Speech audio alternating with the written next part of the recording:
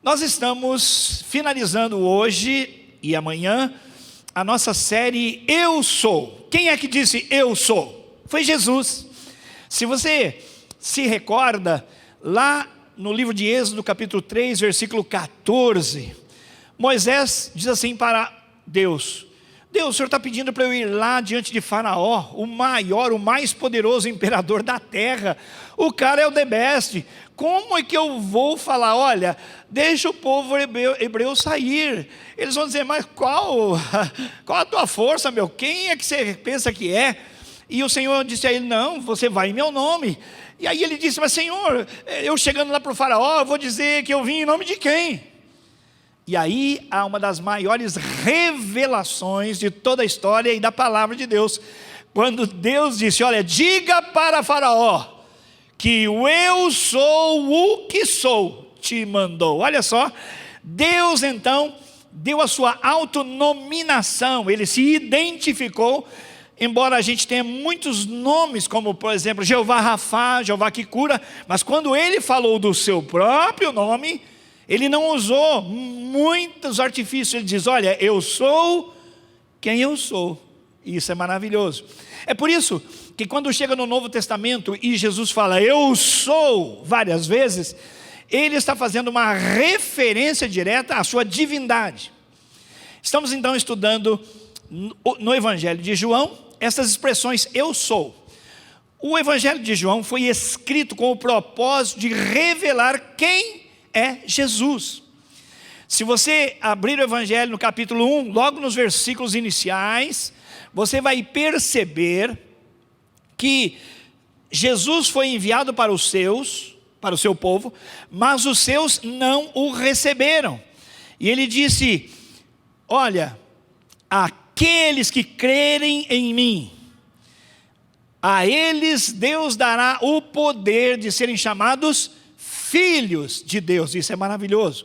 Há uma grande cisão, há uma grande linha divisória entre criaturas de Deus, que todos nós somos, e filhos de Deus.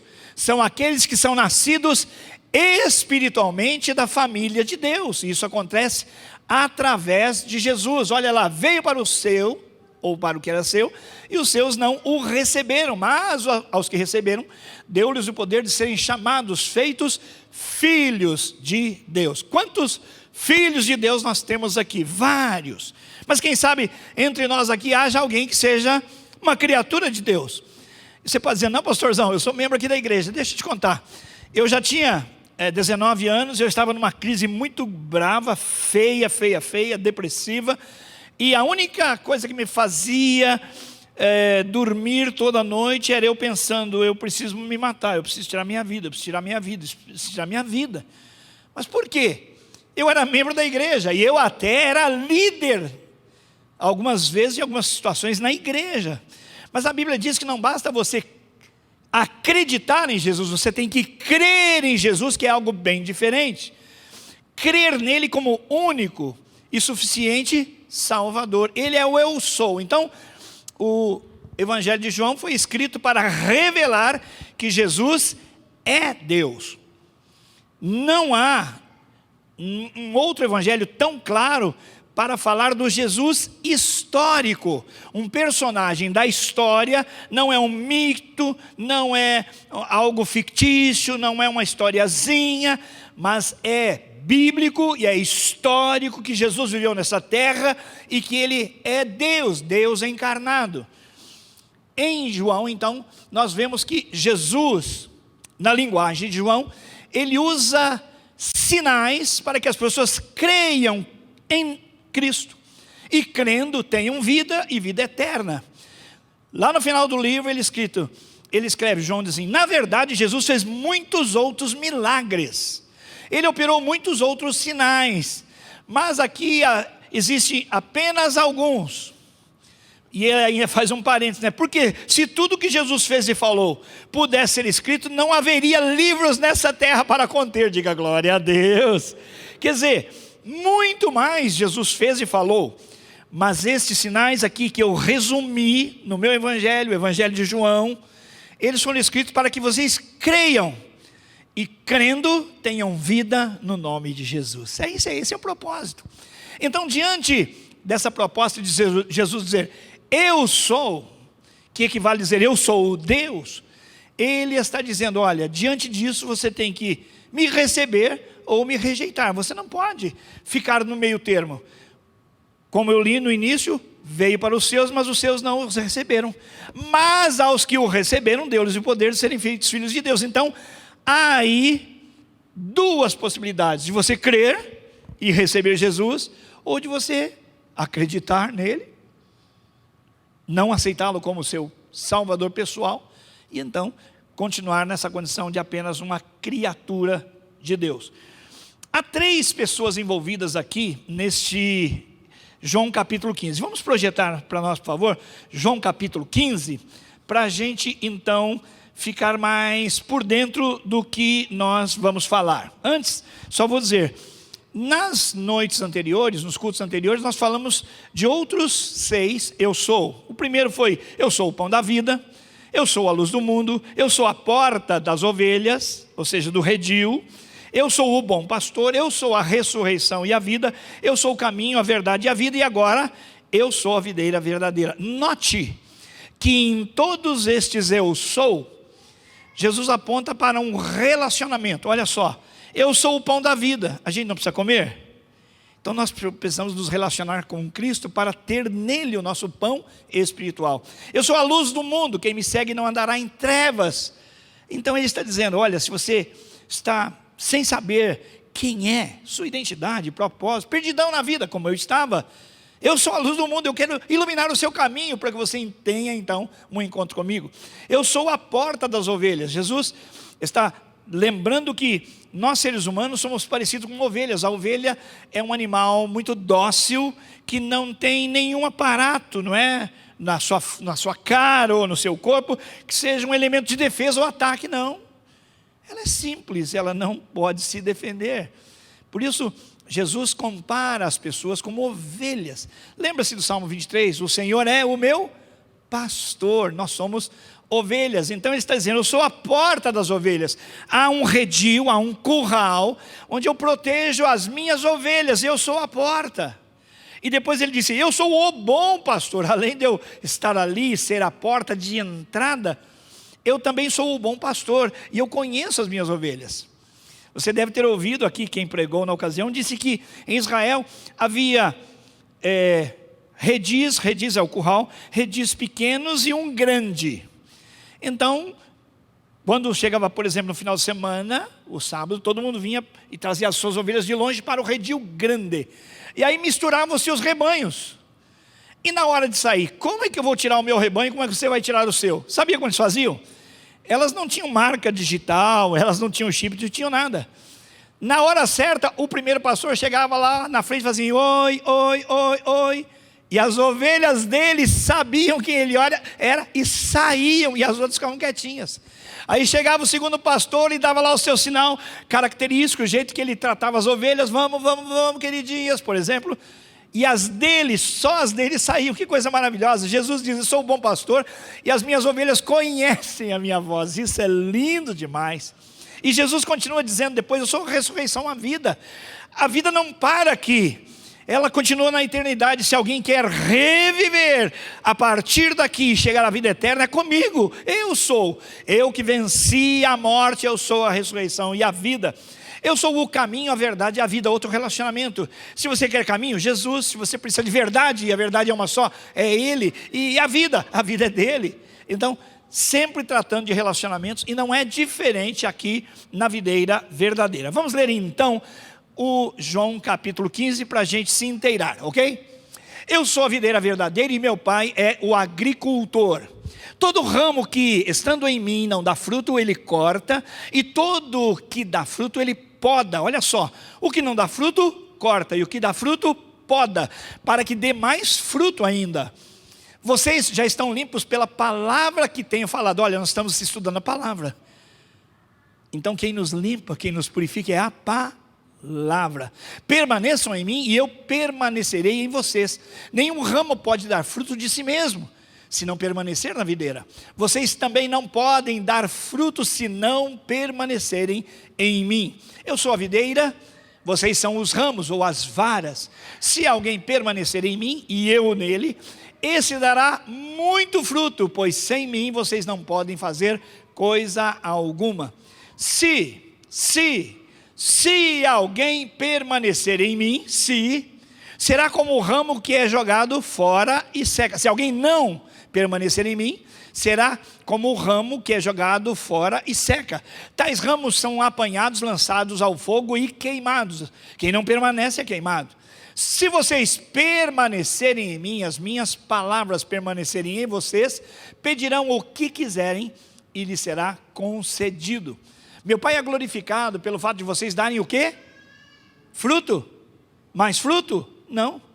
Muito fruto. E assim serão chamados meus discípulos. Uma das marcas dos discípulos de Jesus é que eles dão o quê? Nenhum fruto. Fruto. Mais fruto ou muitos frutos. Você percebeu? Nenhum fruto, fruto, mais fruto e muito fruto. Os discípulos de Jesus dão muitos frutos. Olha a minha autoavaliação aí. Como o Pai me amou, eu assim também os amei. Permaneçam no meu amor. Se vocês obedecerem aos meus mandamentos, permanecerão no meu amor, assim como tenho obedecido aos mandamentos de meu Pai, e em seu amor também permaneço. Tenho dito essas coisas para que a minha alegria esteja em vocês. Jesus quer o que para nós? O que Jesus quer para nós? A alegria. Tenho dito essas coisas para que a minha alegria esteja em vocês, e a alegria de vocês seja completa. Olha só, na vida a gente fica buscando alegria, e a alegria completa a gente acha em Jesus. 12. O meu mandamento é este. Olha qual é o mandamento de Jesus. Amem-se uns aos outros como eu os amei. Ninguém tem maior amor do que aquele que dá a sua vida pelos seus amigos. Vocês serão meus amigos se. Vocês serão meus amigos se. Notou a partícula condicional? Vocês serão meus amigos se fizerem o que eu ordeno. Já não os chamo servos, porque o servo não sabe o que o seu senhor faz. Em vez disso, eu os tenho chamado de amigos, porque tudo o que ouvi de meu Pai, eu tornei conhecido a vocês. Olha que coisa maravilhosa. Vocês não me escolheram, mas eu os escolhi com um propósito, para irem e darem fruto, e fruto que permaneça, a fim de que o Pai conceda a vocês o que pedirem em meu nome. Olha que lindo. Esse é o meu mandamento, segunda vez que ele fala do mandamento dele: amem-se uns aos outros. Se o mundo os odeia, aí mudou a tônica, começou a falar do mundo. Se o mundo os odeia, tenham em mente que antes me odiou. Se vocês pertencessem ao mundo, ele os amaria, como se fossem dele. Todavia, vocês não são do mundo, mas eu os escolhi, tirando-os do mundo. Aleluia. Por isso o mundo os odeia. Lembre-se das palavras que eu disse: nenhum escravo é maior que o seu senhor. Se me perseguiram, também perseguirão vocês. Se obedecerem à minha palavra, também obedecerão a palavra de vocês. Tratarão assim vocês por causa do meu nome, pois não conhecem aquele que me enviou. Olha quanto C tem nessa perícope, nesse trecho bíblico. Se eu não tivesse vindo e falado a vocês, não seriam culpados de pecado. Agora, contudo, eles não têm desculpa para o seu pecado. Para aí no 22, volta no 22. Olha lá, vamos fazer, lembra da análise sintática e por aí afora? Análise de texto, de interpretação, só um pouquinho, olha só. Se eu não tivesse vindo e falado a quem? A quem? Fala alto. A vocês. Não seriam culpados de pecado. Quem? Vocês. Agora, contudo, eles não têm desculpa para o seu pecado. Deu para você entender que o texto reparte pessoas? Jesus veio e falou a todos, por isso todos ficaram agora conhecendo o eu sou. E a proposta de vida eterna, quem o recebeu, ganhou a vida eterna. Agora, quem não o recebeu, tornou-se odioso dele. Isso é muito interessante. E assim não tem desculpa para o seu pecado. Aquele que me odeia, também odeia o meu Pai. Então, se alguém falar, eu creio em Deus, mas não creio em Jesus, precisa ouvir essa palavra. Quem me odeia, também está odiando quem? Ao próprio Deus, o meu Pai. Se, de novo, quanto se, gente, se eu não tivesse realizado no meio deles obras, sinais que ninguém mais fez, eles não seriam culpados de pecado. Mas agora eles as viram. Viram quem? As obras poderosas, os milagres. E odiaram a mim e a meu Pai, apesar de terem visto tudo e ouvido tudo. Mas isso aconteceu para se cumprir o que está escrito na lei deles. Odiaram-me sem razão. Gente, alguém odiar Jesus é impressionante. É impressionante. Alguém tomar bronca de Jesus, raiva de Jesus, ignorar Jesus, não desejar Jesus, é inusitado para mim. Agora, para finalizar, ele diz assim: quando vier o conselheiro, o Consolador, o outro Consolador, que é o Espírito Santo, que eu enviarei a vocês da parte do meu Pai, o Espírito da verdade que provém do Pai, ele testemunhará a meu respeito, e vocês também testemunharão. Note que o Espírito Santo vai testemunhar a respeito de Jesus, e a palavra diz, e vocês, discípulos, também testemunharão, pois estão comigo desde o princípio. Vamos orar uma vez mais? Pai, esta é a tua palavra, e eu gostaria muito que a pura e simples leitura da tua palavra poderosa gerasse no nosso coração respeito e honra para ti, que nós nos entreguemos, que nós nos abramos, que nós estejamos assim como terra pronta para receber a tua palavra e frutificar, não com fruto, nem com mais fruto, mas com muito fruto, para sermos de fato seus discípulos. É a oração que fazemos no nome de Jesus, amém. Qual é a implicação de Jesus dizer eu sou? Eu defini da seguinte maneira: a implicação extraordinária de Jesus ser Deus é que ele é a ponte para o relacionamento extraordinário igualmente entre os céus e a terra. O eu sou de Jesus é extraordinário, por isso é o extraordinário. Extraordinário é fora do comum, caminho que se liga agora céu e terra. Ele é a ponte, ele é o único mediador entre Deus e os homens. E a palavra de Pedro pregando ousadamente: não há outro mediador entre Deus e os homens a não ser Jesus Cristo, homem. Por isso essa vibe de acreditar em tudo e em todos é uma furada, meu. É uma furada. A gente pratica a política da boa vizinhança, já percebeu? Quando a gente vai falar de religião, por exemplo, o cara fala assim: qual é a sua religião? A minha é A. E a sua? Não, eu sou B. A minha? Não, eu sou C. Aí a gente fala: tudo bem, né? Por quê? São vários caminhos que levam ao mesmo Deus. Bonitinho, acomodou todo mundo, ninguém se estressou. Só que Jesus fala: não. Eu sou o único caminho, a única verdade e a única vida. Ninguém vem ao Pai a não ser por mim. Ou você ouve a vibe de todo mundo e entra numa boa de não querer ficar mal com ninguém, ou você ouve Jesus. É por isso que Jesus exige uma decisão nossa: ou nós cremos nele, ou nós o rejeitamos. Quem crê nele tem a vida eterna e não entrará em juízo, mas quem não crê já está condenado. Isso é muito sério. O destaque que eu faço aqui é que em todos esses discursos, Jesus propõe um relacionamento. Todos esses eu sou fala de relacionamento, por isso que eu fui apontando alguns deles agora há pouco. Ele sempre está esperando por nós, e basta aplicarmos cada uma dessas metáforas na nossa vida, e então nós compreenderemos que nós precisamos de fato receber Jesus. Por que é que Jesus usa tantas metáforas, figuras de linguagem? Porque as pessoas entendam melhor. Mas por que ele usou a metáfora da videira? Para nós aqui, videira é uma entre tantas outras árvores frutíferas, sim ou não? Podia ser aboboreira, podia ser macieira, podia ser pessegueira, podia ser, eu gosto muito de jabuticaba, no tempo da chuva, jabuticabeira. Mas por que videira?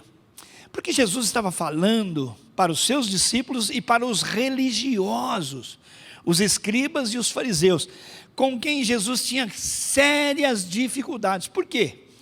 Porque eles eram religiosos e aguardavam o Messias, mas não receberam o Messias, que é Jesus, quando ele veio. Ora, você passa séculos e séculos e séculos e séculos aguardando o Messias. O Messias chega e você fala, não, em você eu não creio. Se você depois tiver tempo, só a guisa de curiosidade e aprofundamento nesse tema, se você abrir no Evangelho de João ainda, capítulo 8, é onde o caldo entorna, é onde o lance engrossa. Sabe por quê? Porque para cada vez que Jesus disse eu sou, ele tinha um embate com os religiosos e com a política da época. Mas quando em João 8 ele fala que ele é a luz, eles começam a interagir com Jesus e a conversa dá uma engrossada bem geral, a ponto deles falarem assim, cara, você é muito doido, porque, você fala de Abraão como se tivesse vivido, porque ele disse, olha, Abraão me conheceu e me glorificou. Eu falei assim, cara, você não tem 50 anos, como é que você viu Abraão? E Jesus disse assim, antes que Abraão existisse, eu sou. Olha o eu sou. Antes que Abraão existisse, eu sou desde a eternidade. E aí então a conversa se desenvolve no seguinte sentido, eles falam, não, nós somos filhos de Abraão. Abraão era o cara na história de Israel, não é, gente? Todos nós conhecemos. E Jesus diz assim, não, se vocês fossem filhos de Abraão, vocês tratariam-me com a reverência que Abraão tratou. Vocês, na verdade, são filhos do diabo. Imagina como engrossou esse caldo. Sabe que conversa, cara? Vocês são filhos do diabo. E vocês entendem do diabo, são filiados ao diabo, porque o diabo é mentiroso e homicida desde o princípio. Por que ele falou homicida? Porque o texto diz, porque a partir desse momento eles queriam matar Jesus. Mas olha, pensa bem, é fácil você chegar, você sendo religioso, um cara que lia muito a Bíblia, conhecia muito de Bíblia, mas recusou o Salvador. É fácil você ouvir da parte de Jesus, o eu sou. Vocês não são filhos de Abraão, como estão dizendo, vocês são filhos do cão, vocês são filhos do diabo. É fácil, sim ou não? Por isso, esse sermão que eu estou pregando aqui agora, essa palavra, ela é dura para algumas pessoas. O cara ouve, cara, esse velhinho está fora, como ele não me conhece, que petulância ele falar dessas coisas. E a maior alegria que eu tenho é dizer que essa palavra não é minha, está aqui, eu li, é a palavra de Deus, e eu sou apenas, por alguns momentos, alguém que interpreta, que lê junto e que aplica a palavra de Deus. Naquele João 8, o caldo engrossou tanto, que os caras, depois de ouvirem que Jesus disse, olha, vocês são filho do cão, vocês são filho do diabo, o diabo é o pai de vocês. Eles dizem, está vendo? O cara é endemoniado. Pensa bem, o eu sou, Jesus, o verbo eterno de Deus, foi chamado de endemoniado. Por isso que se alguém me chamar do pior palavrão que for possível, não me toca em nada, porque o meu Senhor foi chamado de endemoniado. Como é que você chega para o Deus vivo e fala, você está endemoniado?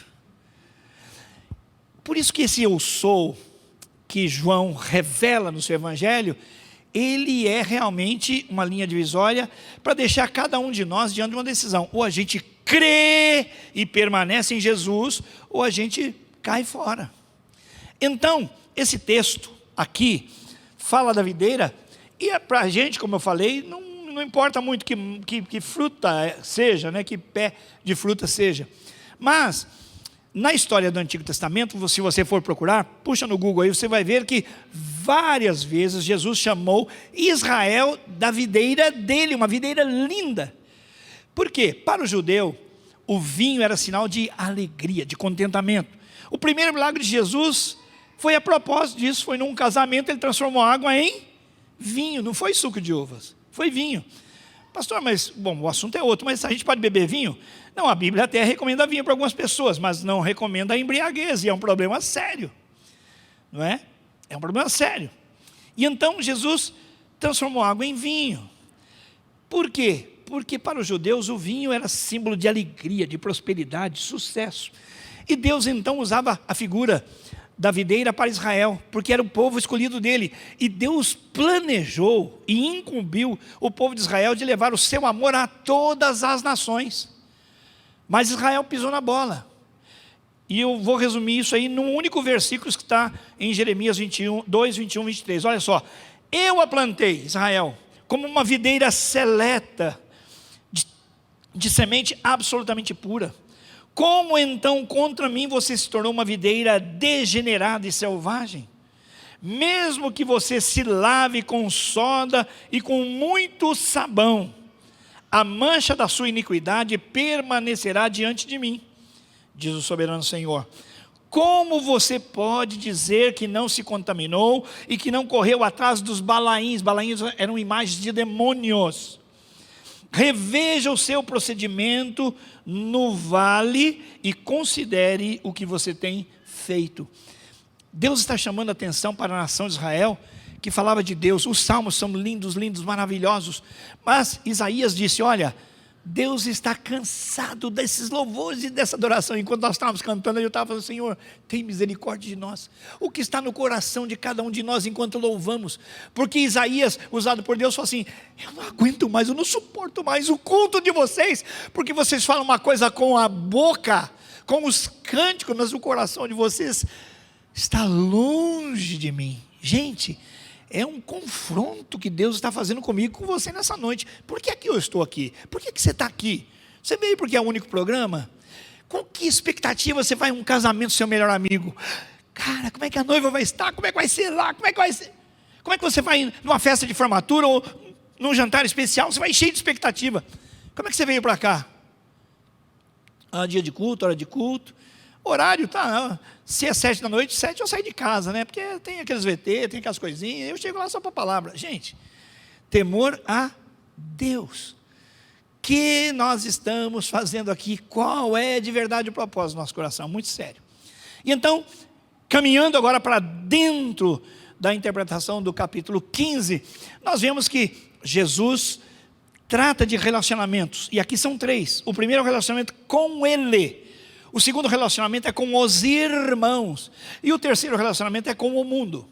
Então olha para mim, você deve ter relacionamento com Cristo, relacionamento com os irmãos e relacionamento com o mundo. Na verdade, você já tem relacionamento com o mundo. Você também já tem relacionamento com os irmãos. O que resta saber é que qualidade, que tipo de relacionamento temos uns com os outros e temos também com o mundo. Porque com Cristo o relacionamento baseia no seguinte, olha só, versículos 1 a 11, aí de João, 1 a 11, em 11 versículos, 10 repetem o substantivo, a palavra, o verbo permanecer. Cara, em 11 versículos, 10 falam de permanecer. Eu frisei enquanto lia. Então o Senhor está dizendo, olha, vocês que estão ligados a mim, permaneçam em mim. Esse tempo de pandemia é um tempo onde a gente deu uma esfriada esquisita. Por quê? Já que a gente não podia vir aqui, ligar a televisão para ver, ou o celular. Mas cara, aqui dentro você está e presta um pouco mais de atenção. Mas lá, cara, você está fazendo qualquer coisa e põe o culto para rolar normal. O coração do adorador fica diferente. Eu conheço gente que põe na televisão e trata como se estivesse aqui. O Aurimar no culto das 8 da manhã fala assim, agora fica em pé. O cara fica em pé lá na sala. Eu conheço gente assim. Porque esse adorador, pelas circunstâncias, ele não pôde estar aqui. Mas o coração dele continuou no trono da graça. Diga glória a Deus. É isso que Deus quer ver. Como eu sou.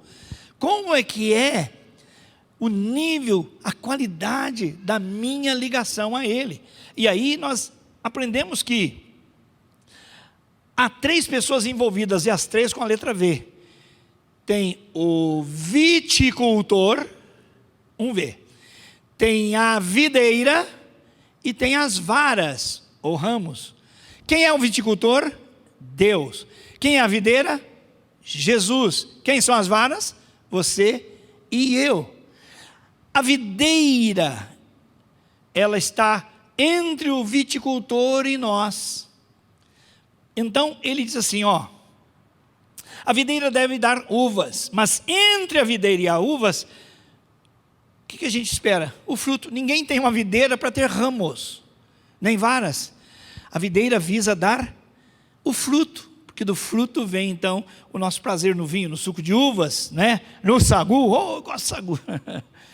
As varas têm que estar ligadas a Cristo, por isso que ele diz, se vocês permanecerem. Eu vou perguntar para você, você está permanecendo? Você é o mesmo discípulo, mesmo cristão de alguns meses atrás? Você é o mesmo desde o dia que você entregou a sua vida a Jesus? Ou deu uma esfriada geral? Ou está sentindo que está faltando gás? O louvor é pesado, a leitura da Bíblia é difícil? Então, o viticultor, como é cuidadoso, ele vai na videira que é Jesus e ele faz duas operações. Ele corta e poda, você viu? Você sabe que o viticultor, ele corta até brotos pequenininhos que não são um problema. Porque o sol precisa incidir sobre a parreira de tal forma que todos recebam. E às vezes tem um montão de brotinho que vai impedir a chegada do sol. Então ele vai lá e faz a poda. Tac, tac, tac, tac, tac, o corte. Tac, tac, tac, tac, corte. Esse perdeu. Para quê? Para que haja vitalidade na videira.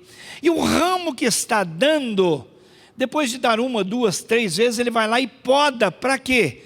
Para que se torne mais produtivo. Como é que está o trato do viticultor com você? Ele está cortando algumas coisas na sua vida? Ele está dando uma geral em você e fazendo você perder algumas coisas que eram para estar longe da sua vida há um tempão?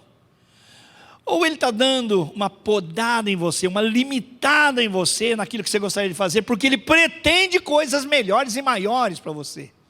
Como é que é o seu relacionamento com Deus? Como é o seu relacionamento com Cristo? Aqui ele está dizendo que aquele que permanece em Cristo, Cristo permanece nele. Alguns não dão fruto nenhum, são cortados e jogados fora. Outros dão fruto, outros dão mais fruto. Mas ele disse, para vocês glorificarem o meu Pai e serem chamados meus discípulos, vocês darão muitos frutos. Como é que está a minha vida com Deus? Estou dando muito fruto? Eu posso ser chamado de discípulo, porque dou muito fruto? É uma boa pergunta. Ou a gente crê, ou a gente rejeita a Jesus. Segundo, o relacionamento com os irmãos. Isso está nos versículos 12 a 17. De 12 a 17, são quantos versículos? 5. Em 5 versículos, 6 vezes o amor aparece. Ou seja, o relacionamento entre os irmãos na fé, o relacionamento fraternal, ele deve viver totalmente baseado no amor. A gente confunde muito amor com sentimento, né? Ah, não estou sentindo. Ah, não vou pedir perdão porque eu não estou sentindo. Cara, conquanto o sentimento seja importante, você não pode desobedecer a Deus porque você não tem os sentimentos correspondentes à vontade de Deus. O justo não vive dos sentimentos, vive da fé. E o Senhor disse assim, vocês serão chamados meus discípulos se guardarem a minha palavra. É uma questão de obediência. Então o amor deve ser a prática da nossa vida. Por isso que na nossa igreja nós temos uma identidade, nós buscamos. Somos falhos? Muito falhos nós somos, com certeza. Mas nós não nos esquecemos de buscar uma coisa, amar a Deus e amar as pessoas. É por isso que nós temos os pequenos grupos, porque aqui, vocês olham aqui para frente, estão vendo sempre a nuca do irmão da frente, não é? O nosso relacionamento não pode ser um relacionamento de nuca, cara. De jeito nenhum. Mas no pequeno grupo a gente coloca as cadeiras em círculo, e aí a gente se vê face a face. Aí a gente não obriga ninguém a falar, mas se quiser falar, estamos ali para ouvir. Ali engasga, ali as pessoas engasgam e choram. Um dia, bem aqui, estava uma moça e durante o louvor ela caiu num pranto enorme. E aqui na igreja, quando alguém chora, cara, você não vai chegar e pôr a mão, é mais difícil de dizer, e aí, está tudo bem?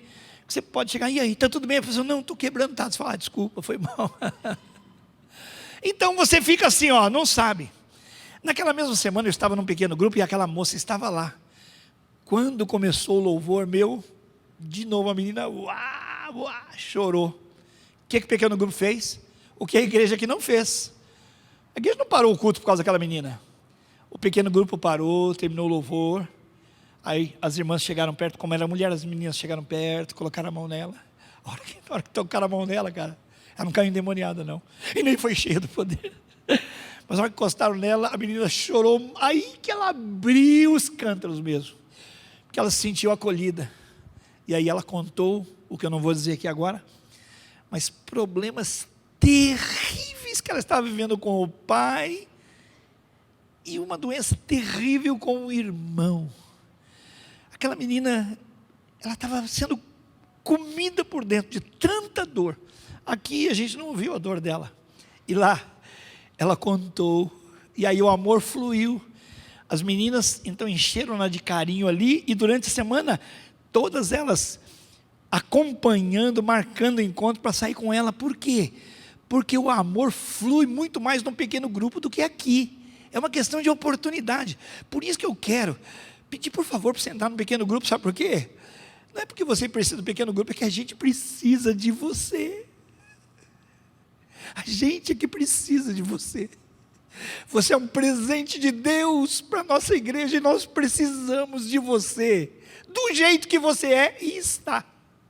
Você está bem, vem para lá, você vai nos ajudar. Você está mal, vai para lá, porque você vai nos ajudar a orar mais, cuidar mais, ficar junto com você. Nós precisamos de você.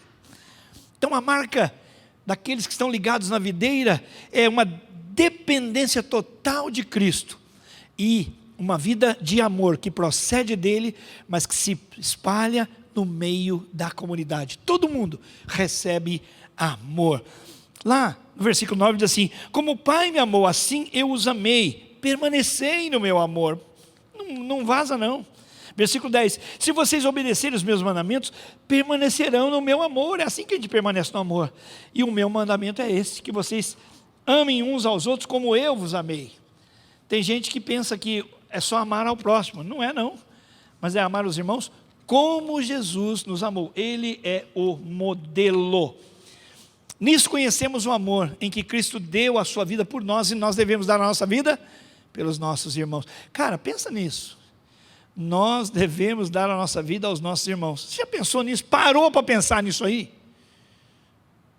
Parou para pensar nisso? Esse amor de Deus, através de Cristo, para nós e entre nós, ele tem um alto preço.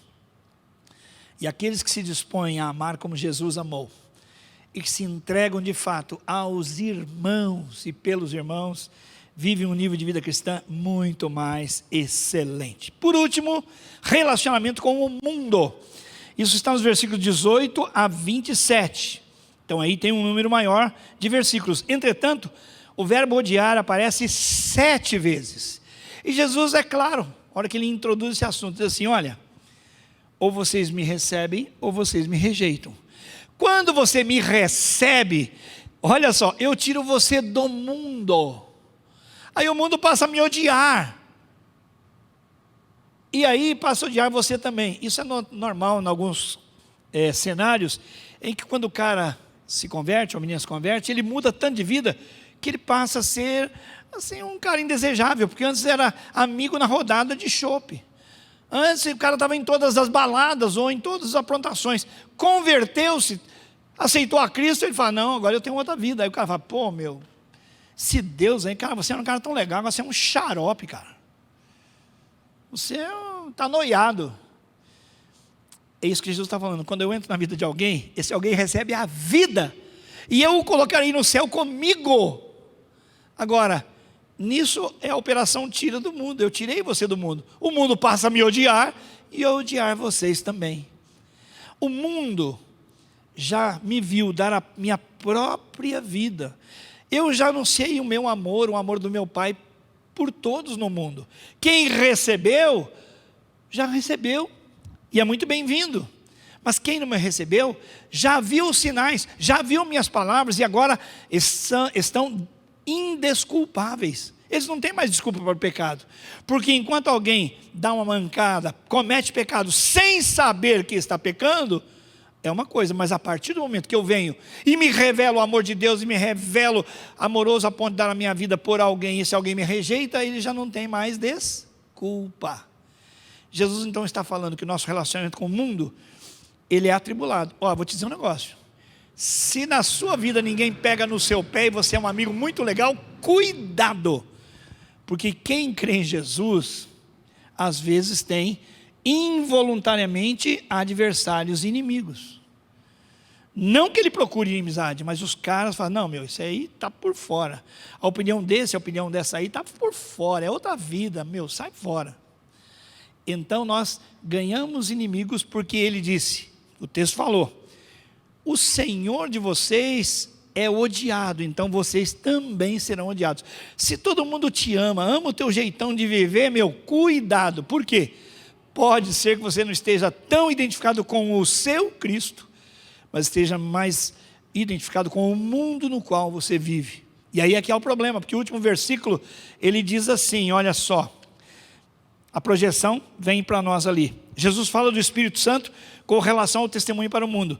Quando vier o Consolador, que eu enviarei a vocês da parte do Pai, o Espírito da verdade, que é o Espírito Santo que provém do Pai, ele testemunhará a meu respeito, e vocês também testemunharão, pois estão comigo desde o princípio. Se você teve uma experiência com Jesus, você tem uma história com Jesus.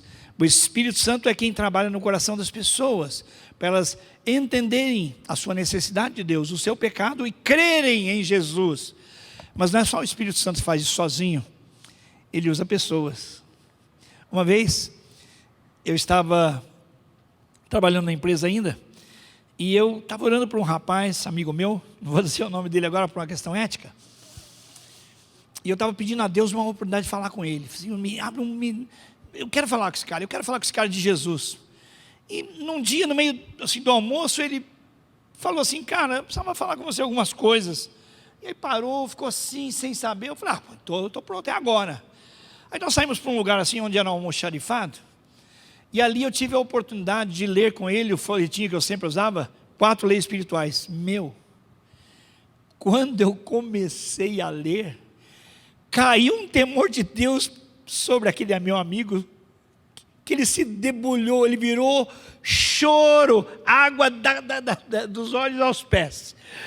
Eu fiquei até preocupado, cara, daqui a pouco ele tem que voltar para o trabalho, vai ser complicado, o cara está desmontado. Sabe o que estava acontecendo ali? Eu estava apenas testemunhando, mas o Espírito Santo estava fazendo uma obra do coração dele. Eu não o convenci de nada, eu apenas li o texto com ele, e o Espírito Santo o tomou para transformar a vida dele. É isso. O nosso relacionamento com Cristo é para a gente ser nutrido por Ele, tratado por Ele e frutificar muito para Ele. O nosso relacionamento com os nossos irmãos é amor prático, em todas as circunstâncias e o tempo todo. E o nosso relacionamento com o mundo é esse: sermos parceiros do Espírito Santo para testemunhar de Jesus. Meu, quando alguém te convida para um almoço, você fala, uau, que legal, né? Sou importante para ele. A Bíblia está dizendo que o Espírito Santo te convida para você ser parceiro dele em testemunhar de Cristo. Isso é demais, diga, é demais. É demais. Feche seus olhos agora, eu quero que você pare só um pouquinho para pensar. Você recebeu Cristo de verdade? Porque o texto falou, se você recebeu, se você permanecer.